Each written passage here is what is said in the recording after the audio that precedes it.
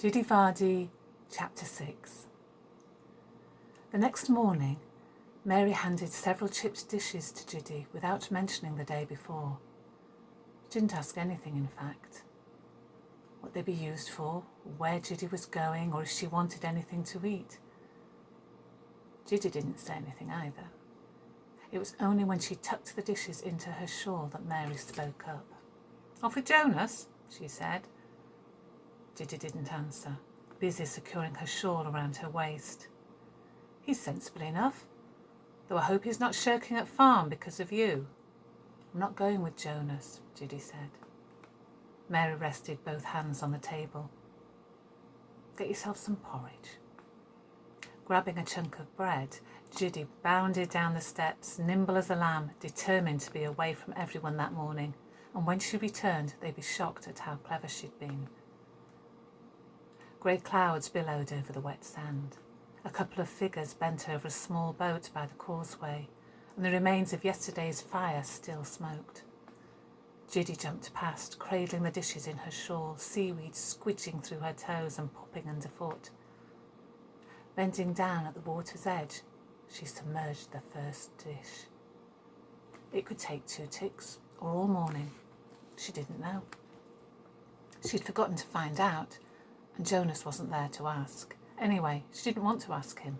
She wanted to show him the salt she'd made when it was all dried and piled high in the dishes. She looked over her shoulder. Only that scary Captain Pinkney and his old mates about. A good while later, and the water in the dishes hadn't changed. She looked up at the sky, willing the sun to come out, but it remained cloudy. If she'd done this yesterday, her dishes would be full of salt by now. Maybe it would change by the time the men went off for their dinners. Looking around for something to do while the water gave up its white granules, she picked her way slowly, looking in rock pools for crabs. That long rise of unblemished sand beckoned now that the sea was at low tide and had left it exposed. Running in a straight line, feet gently sinking, she lifted her arms, hopped, and turned a swift cartwheel, palms 1, 2, pressing into the sand, then up and running again. To have it to herself made it all the better. No Jonas, no Nellie and her 2 shadows. She didn't need any of them. And she didn't care where she was from or where she was going, because she was here on the sand and she had the sea, and she was going to make piles and piles of salt. She looked back at the indents her feet had made. Sand snuggled into her toes, cool and reassuring. "Come on, son," she shouted. Pressing her feet down, heel to toe, stepping carefully, she marked out a wide circle that spiraled inwards. She could stay here for hours, or until she grew hungry. The water in the dishes still didn't look any different. Murkier, if anything. Maybe there wasn't enough salt in the water near the shore. Maybe you needed to be right out in the middle of an ocean, and that's why salt had to come from far away. She looked at the cliff. It was lonely without Jonas. Jonas had promised to take her into the hidden caves. She could go and stand in the dark entrance of one and smell the chilling damp, but it didn't feel very nice on your own. She walked over the pebbles to see. Light seeped into the cave further than she'd imagined, but that didn't take away its dank smell. She could see shingle reaching inside. It was dull without the shine of the sea. She knew there were tunnels leading away at the back because Jonas's friend James had told her so, but she didn't want to explore them on her own. She meandered back to the water and her dishes. Still no salt. Still only dull liquid. "Jiddy!" Bright-faced Jonas strode towards her as if she'd never been angry and run off yesterday. "What you doing?" She looked down at the 3 cracked dishes. He'd caught her out before she were ready, and now he'd laugh. She couldn't say she were making salt when she hadn't any to show him. "What are you doing?" she said. He gently eased her to one side as he sat beside her on the rock. "Aren't you cold?" She shook her head. He studied the grey dishes. She could almost hear his brain moving, all the thoughts and complicated words shifting around in there, trying to form a sentence that she would understand. "I thought I'd make us some salt," she said. "Thought we didn't need salt because we have fresh air. Thought I'd give it a go." She could be loud and strong when she wanted. He stuck his finger in one of the broken crocks and licked it. Yum," he said. She wished she'd done so that she'd be able to know if salt had started to form thick and sludgy, the water drying off. His face didn't give anything away. Silas Biddock, with his ancient old face and gnarled body, came shambling over the causeway and towards them. "Go away," Jiddy said, but Jonas shuffled round as if to block her out. "What you doing, lad?" The wiry old man looked at them. Jiddy snuggled closer. She liked it when her dark locks mingled with Jonas's lighter brown hair. Then, against the world. "Nothing," Jonas said. Jiddy peered around him. She prodded one of the dishes. "What's that then?" said Silas. "We're making salt," Jiddy said, before Jonas could open his mouth. "You doing what?" "When the water dries off, it leaves salt behind." Jonas looked embarrassed. Silas took out his pipe. "It's all right, lad," he said. "You might as well get used to your woman talking for you sooner rather than later. She's not my woman. I'm not his woman." "Salt, you say?" chuckled Silas. Jiddy nodded. "That's what you've been doing with all these different crocks," Silas said. Jiddy nodded again. "How much you got?" She stared at the sea. She didn't have to answer if she didn't want to. "Just started then." The older man slipped the words through the gaps in his teeth. "I've been at it all morning," Jiddy said. Silas Biddock's laugh rippled across the rocks. "Not enough sun around here, is there, lad?" Jiddy jumped up. "It's me doing it, not him. I'll make salt and I'll show you. Sea's salt water, you see. Water'll go away and these dishes will be packed with salt, and then we'll have fish and meat and whatever we want spilling out of cupboards and trunks and boxes, and you'll not be laughing one bit." "Don't mind her," said Jonas. Silas sucked on his pipe, watching her. She didn't like that, and she turned her back, pretending she didn't care. "I'll leave you to it," Silas said. "That's right," she thought. "You go away with your smelly teeth.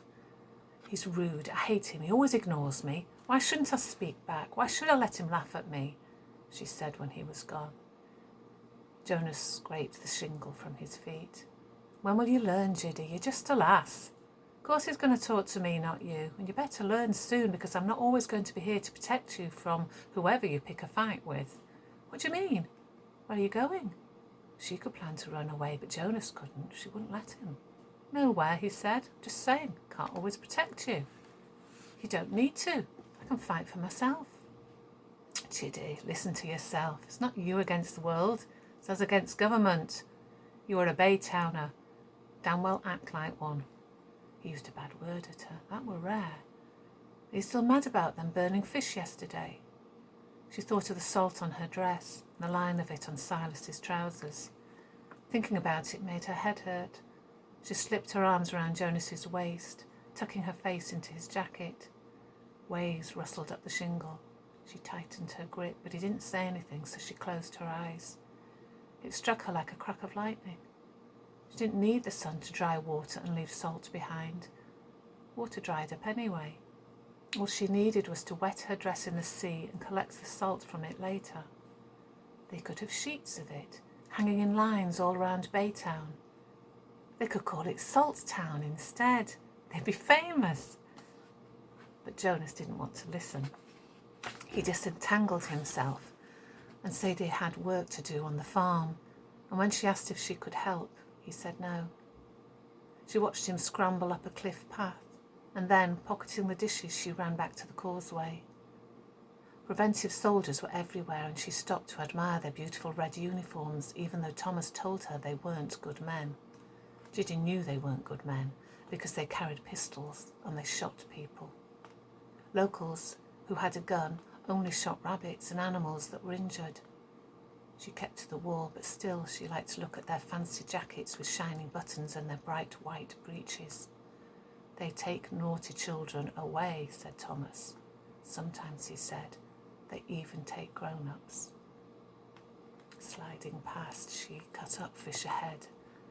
There was someone important she wanted to see. The only man she knew who sailed to sea, not for fishing or for whaling.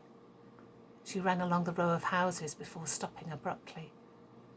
Captain Pinkney sat in the doorway to his cottage, smoking his pipe. She stared at his pock-marked cheeks, itching to touch them to see if they really felt the way they looked. "Good day, Captain Pinkney," she said.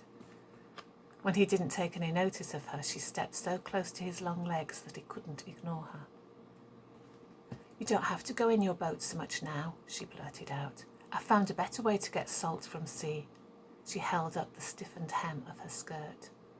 She held it up higher. "I found out by accident."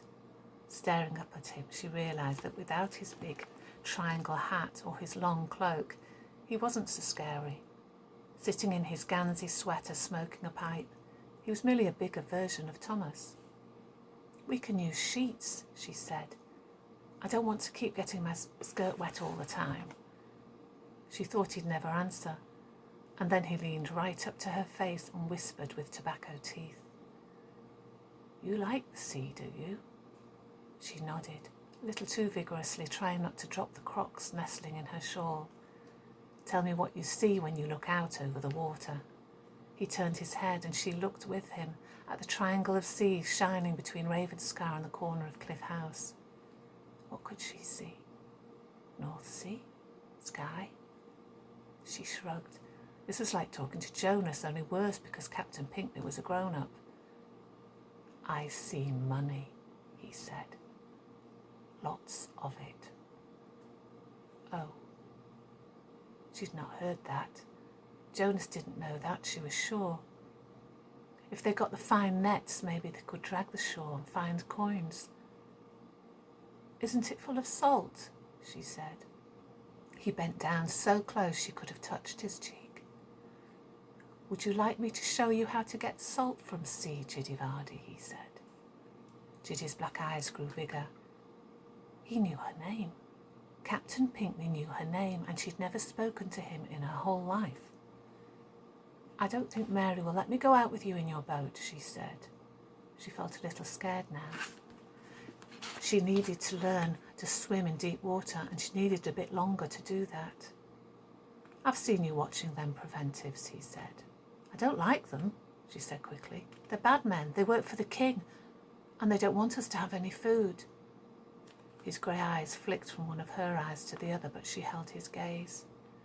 She were right on this. She knew she were because Jonas had told her, and she wouldn't pretend she didn't know. "So you think you're as good as a lad, do you?"